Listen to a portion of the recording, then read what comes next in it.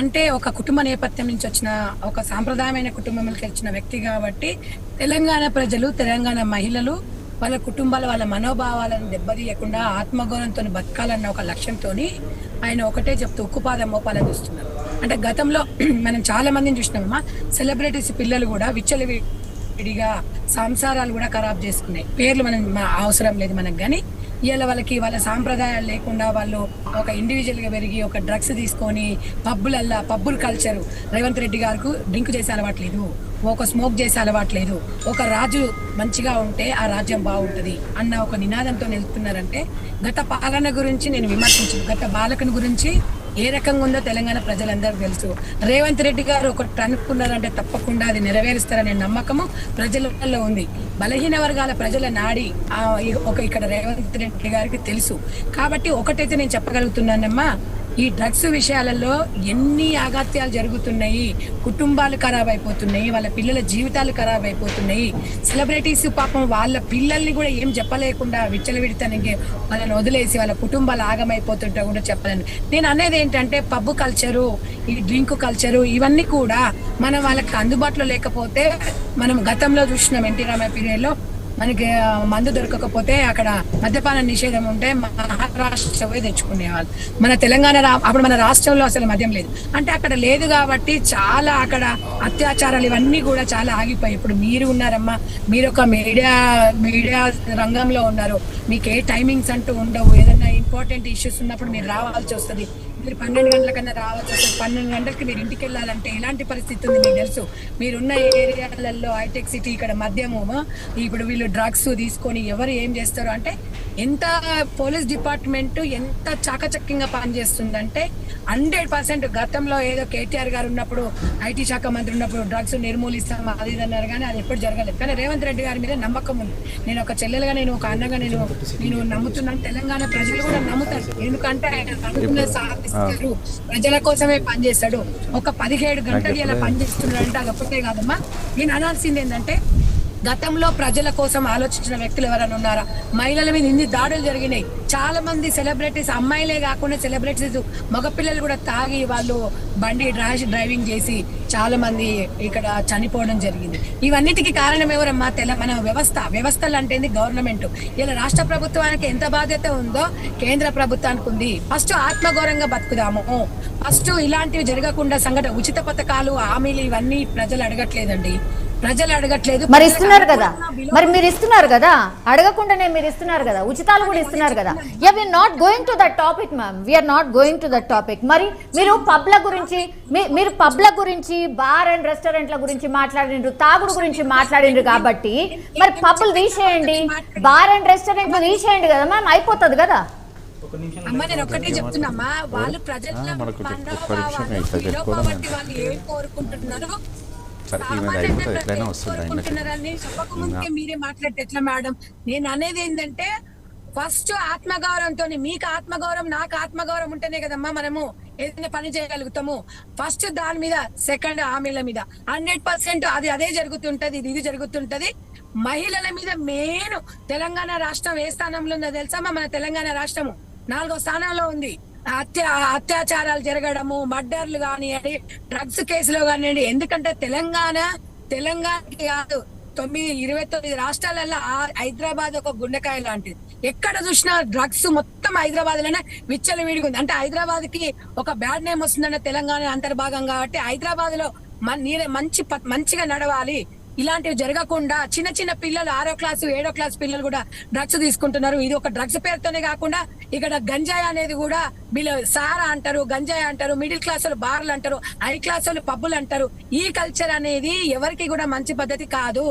మనకు ఎడ్యుకేషన్ మీద దృష్టి పెడుతున్నారు, ఇప్పుడు నిరుద్యోగ పిల్లల గురించి పెడుతున్నారు, మహిళల గురించి ఆలోచిస్తున్నారు. మహిళలకి ఎలా ఉంటే సేఫ్టీ ఉంటుంది అనేది ఒక పెద్దన్నగా ఇవాళ తెలంగాణ రాష్ట్రానికి, కాంగ్రెస్ పార్టీకే కాదమ్మా, తెలంగాణ ప్రజలకి ఆయన సీఎం ఇవ్వాలా. ఏ ఒక్క పార్టీలకు అతీతంగా ఆయన సీఎం గా ఉన్నారు. ఎగ్జాక్ట్లీ మ్యామ్, మేము కూడా కోరుకుంటుంది అదే. తెలంగాణ రాష్ట్రం మొత్తానికి సీఎం ఆయన, రాష్ట్రం మొత్తంగా మంచి చేయాలని కోరుకుంటున్నాం. సార్ కోటేశ్వరరావు గారు, మీరు సంధ్య గారి మాటలు విన్నారు. మీకేమనిపించింది సార్? అంటే నిజంగానే ఇంప్లిమెంట్ దిశగా ఈ సర్కార్ ఏమైనా ప్రయత్నం చేయబోతోందా? నిజంగా ఉక్కు పాదం మోపబోతోందా? ఎందుకంటే గతంలో మనం చూసాం ఓన్లీ మాటలకే పరిమితమైనరు కాబట్టి ఆ దాడులు జరిగినాయి, ఆ కేసులు అట్లనే ఉన్నాయి. అసలు ఎవరిని తప్పించిండ్రో లేకపోతే ఎవరిని లోపలేసిర్రో ఇప్పటివరకు ఏమీ తెలియదు. మళ్ళీ గదే చూడబోతున్నామా? ఇప్పుడు కూడా ఏమైనా మారుతుందా? ఇప్పుడు నేను ముందే చెప్పినట్టుగా గతంలో నమోదైనటువంటి కేసుల యొక్క స్టేటస్ అసలు ఎవరి మీద నమోదు చేశారు, వాటి స్టేటస్ ఏమిటి అనేటువంటిది ముందు జనానికి తెలిస్తే గత ప్రభుత్వం ఏం చేసింది, ఎంత హడావుడి చేసింది అనేటువంటిది ఒక అంచనాకు వస్తుంది. రెండోది ఇప్పుడున్నటువంటి కొత్తగా అధికారానికి వచ్చినటువంటి ప్రభుత్వం ఏం చేయబోతుంది అనేటువంటిది కూడా జనానికి తెలుస్తుంది. అందుకని ఈ డ్రగ్స్ లేదా ఈ గంజాయి వీటికి సంబంధించినటువంటి స్టేటస్, ఈ ప్రాబ్లం గురించి ప్రభుత్వం దగ్గర ఉన్నటువంటి సమాచారం అనేటువంటిది ముందు పబ్లిక్ డొమైన్ లో పెట్టాలి. దానికి సంబంధించినటువంటి ఒక విశ్వాసం కల్పించాలి. ఇప్పుడు Sanjay madam guarantee Congress party ప్రతినిధి కనుక, కొత్తగా అధికారానికి వచ్చారు కనుక ఆమె వాళ్ళ నాయకుల మీద అటువంటి విశ్వాసం వెలువచ్చడంలో తప్పులేదు. కానీ అది చాలదు. ఎందుకు అంటే రేవంత్ రెడ్డి గారికి అలవాట్లు లేవు, లేకపోతే సిగరెట్ ఇట్లాంటివి తాగరు అనేటువంటిది అది మంచిదే కాదంటలా. కానీ మన ఆంధ్రప్రదేశ్ లో ఉన్నటువంటి అనేక మంది ఫ్యాక్షనిస్ట్ నాయకులు లేదా మాఫియా నాయకులు లేదా ముఠా నాయకులుగా ఉన్నటువంటి వాళ్ళు నాకు తెలిసినంత వరకు కొంతమందికి వాళ్ళు సిగరెట్ ముట్టరు, మందు ముట్టరు, కానీ మర్డర్లు చేయించడంలో లేదా కిడ్నాపులు చేయించడంలో పేరు మోసినటువంటి వాళ్ళు. అందువలన మన వ్యక్తిగతంగా మనకి ఎటువంటి అలవాట్లు ఉన్నాయి ఏమిటనేటువంటి కాదు ఇక్కడ సమస్య. మంచిదే, ఆ విధంగా ఆదర్శంగా ఉండటం మంచిదే, నేను కాదంటలా. కానీ చిత్తశుద్ధి అనేటువంటి ముఖ్యం. ఎందుకు అంటే తెలంగాణ అనేటువంటిది మొత్తం దేశంలోనే మహిళలు ఎక్కువగా కళ్ళు కానీ లేదా మద్యం కానీ తీసుకునేటువంటి రాష్ట్రాల్లో మొదటి స్థానంలో ఉందనేటువంటిది మనం గమనించాలి. ఎందుకంటే దీనికి ఉన్నటువంటి చారిత్రక నేపథ్యాన్ని కూడా మనం తక్కువ అంచనా వేయడానికి వీలేదు. ఇప్పుడు పాలమూరు, రేవంత్ రెడ్డి గారి సొంత జిల్లా పాలమూరు ఏదైతే ఉందో, ఆ పాలమూరు కానీ లేదా అనేక జిల్లాల్లో హై స్కూళ్ళకు కూడా ఆడపిల్లలు మగపిల్లలు కళ్ళు దాగి వచ్చేటువంటి వాళ్ళు ఉన్నారు అనేటువంటి ఒక వాస్తవాన్ని మరి గమనించాలి. ఎందుకు అంటే అది కళ్ళు తాగటం అనేటువంటిది గ్రామాల్లో కానీ లేదా పట్టణాల్లో కానీ అనేక కుటుంబాల్లో అది మామూలు, అదేమి పెద్ద తప్పు కాదనేటువంటిది ఉన్నది. అందుకని ఇది పిల్లలకు కూడా చివరికి హై స్కూల్కి వచ్చేటువంటి పిల్లలకు కూడా దాన్ని చేసినటువంటిది నాకు తెలుసు స్వయంగా. అందువలన ఈ విధమైనటువంటి పరిస్థితి తీవ్రంగా ఉన్నప్పుడు దానికి అనుగుణంగానే చిత్తశుద్ధితోటి పనిచేసేటువంటి సిబ్బందిని, అధికారులను నియమించాలి. ఎందుకు అంటే ఇలాంటి మాఫియాల దగ్గర డబ్బు అనేటువంటిది పెద్ద ఎత్తున ఉంటది ఇలాంటి మాఫియాల దగ్గర. అందుకని వాళ్ళు సిబ్బందిని, అధికారులను కూడా బ్రేక్ చేయడానికి ఎంతైనా ఇచ్చి బ్రేక్ చేయడానికి కూడా వాళ్ళ శక్తి సామర్థ్యాలు మనకి బయటికి కనిపించవు. అందుకని వాటన్నింటినీ తట్టుకోగలిగినటువంటి అధికార యంత్రాంగాన్ని వాళ్ళ మీద నిరంతరం పర్యవేక్షణ లేకపోయేట్లయితే మళ్ళీ అధికార యంత్రాంగం కూడా పక్కదారులు పెట్టేటువంటి అవకాశం ఉంది. అందుకని ఇదొక పెద్ద సవాల్. ఎట్లాగైతే రాష్ట్ర ఆర్థిక వ్యవస్థను సరిదిద్దటం లేదా ఆర్థిక వనరులు సమకూర్చుకోవడం అనేటువంటిది ఒక పెద్ద సవాల్గా ఇవాళ రేవంత్ రెడ్డి గారికి ఉందో, ఈ డ్రగ్స్, గంజాయి ఇలాంటి అవాంఛనీయ కార్యకలాపాలని అరికట్టడం కూడా సవాలే. ఎందుకు అంటే హైదరాబాద్ లో గతంతో పోలిస్తే ఇప్పుడు ఎందుకు పెరిగింది డ్రగ్స్ లేకపోతే ఇటువంటి కల్చర్ అంటే సహజంగానే కార్పొరేట్ కంపెనీలు లేదా పెద్ద పెద్ద పరిశ్రమలు ఇలాంటివన్నీ కూడా పెరిగే కొద్దీ లేదా అధిక ఆదాయం తరగతులకు చెందినటువంటి వాళ్ళు, ఐటీ వాళ్ళు కానీ సినిమా వాళ్ళు కానీ ఇట్లాంటి వాళ్ళు పెరిగే కొద్దీ ఈ విధమైనటువంటి అవలక్షణాలన్నీ కూడా ప్రతి పట్టణంలో వీళ్ళు పెరిగిన తర్వాతే వస్తాయి. వాళ్ళు తెప్పిస్తారు. అందుకని వాళ్ళ ప్రభావాన్ని కానీ లేదా వాళ్ళ యొక్క పలుకుబడిని కానీ మనం తక్కువ అంచనా వేయకూడదు. దీనివల్ల నా అభిప్రాయం ప్రకారం గట్టిగా చర్యలు తీసుకుంటే బాధితులయ్యే వాళ్ళు వ్యతిరేకులైతే అవుతారు కానివ్వండి, కానీ కోట్లాది మంది జనం అభిమానం పొందుతారు, కోట్లాది మంది తల్లిదండ్రులు సంతోషిస్తారు. తమ పిల్లలు ఇటువంటి వాటికి దూరంగా చేశారు రేవంత్ రెడ్డి గారు అంటే ఆ అభిమానం, ఆ వచ్చేటువంటి డివిడెండ్స్ ఎక్కువ ఉంటాయి. ఆ విధమైనటువంటి చిత్తశుద్ధితో ఉండాలనేది నేను చెప్తాను. యా, సంధ్య గారికి ఒక పాయింట్ ఉన్నట్టుంది మ్యామ్. నేను ఒక క్వశ్చన్ అడిగిన తర్వాత మీకు ఇస్తాను మ్యామ్. యాక్చువల్లీ గతంలో నమోదైన కేసులు ఎన్ని సార్ అడుగుతుంది, అంటే పారదర్శకంగా ఉన్నారు అని తెలియడానికని గతంలో ఎవరెవరి మీద కేసులు నమోదైనాయి, అసలు ఏ స్టేజ్లో ఉంది అనేది ఒకటి తెలవాలి. పబ్బులు మాకు అద్దు బాబోయ్, ఇడికెళ్ళి తీసేయండి బాబోయ్ అని అక్కడ స్థానికంగా మీకు తెలుసు ఎక్కడుంటాయో అనేది వాళ్ళు కేసులు కూడా బుక్ చేశారు, అయినా ఇప్పటి వరకు చర్యలు లేవు. మరి ఇవన్నీ కూడా అడ్రస్ చేయాలి. నేను అనేది ఏంటమ్మా అంటే, గత ప్రభుత్వం గురించి మనము లైవ్ డిస్కషన్లలో చాలా మన డ్రగ్స్ మీద ప్రతిపక్షంలో ఉండి కాంగ్రెస్ పార్టీ నుంచి చాలా ఫైట్ చేశాము. ప్రతి గల్లీకి ఒక బార్ షాపు, ఒక ఈ షాపులు పెట్టుకున్నారు తప్ప ఒక గుడి లేదు, ఒక బడి లేదని గతంలో నినాదం కూడా మనం చేసినాం. ఆ తప్పు మేము చెయ్యము అని చెప్తున్నాము, భరోసా కల్పిస్తున్నాం. ఇది ఎవరు ప్రజలు అడగలేదమ్మా, గతంలో ప్రభుత్వం అడిగినా పట్టించుకోలేదు. ఇలా రేవంత్ రెడ్డి గారు ఇది మేనిఫెస్టోలో పెట్టిందో లేకపోతే బెల్ట్ షాపులు తీసేస్తని చెప్పారు. బెల్ట్ షాపులు తీసేస్తే సగం తెలంగాణలో మహిళల కుటుంబాలు ఎంతో సంతోషంగా ఉంటాయి. మీకు ఇంకొకటి కూడా, వైన్ షాపుల టైమింగ్ కూడా మారవబోతున్నారు, బార్ షాపుల టైమింగ్ కూడా మారవబోతున్నారు. 7 నుంచి 8 గంటల లోపల వీళ్ళు ఫ్యామిలీస్ ఇంటికి వెళ్ళిపోయినరా అంటే భార్య భర్తల మధ్యలో కొద్దిగా మనస్పర్ధలు టైమింగ్ మారిస్తే తాగుబోతులు తగ్గిపోతారా మ్యామ్? క్రైమ్ తగ్గిపోతుందా?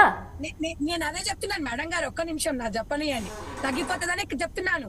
ఇప్పుడు వాళ్ళిద్దరు వైఫ్ అండ్ హస్బెండ్ ఇంటికి చేరుకొని ఆ టైం లేదన్నా ఒక మాట ఏదన్నా అన్నా కూడా వాళ్ళ ఫస్ట్ వాడు పోవాల్సింది ఎక్కడికి వెళ్తాడు, బార్ షాప్ కో లేకపోతే వైన్ షాప్ కో పోతాడు.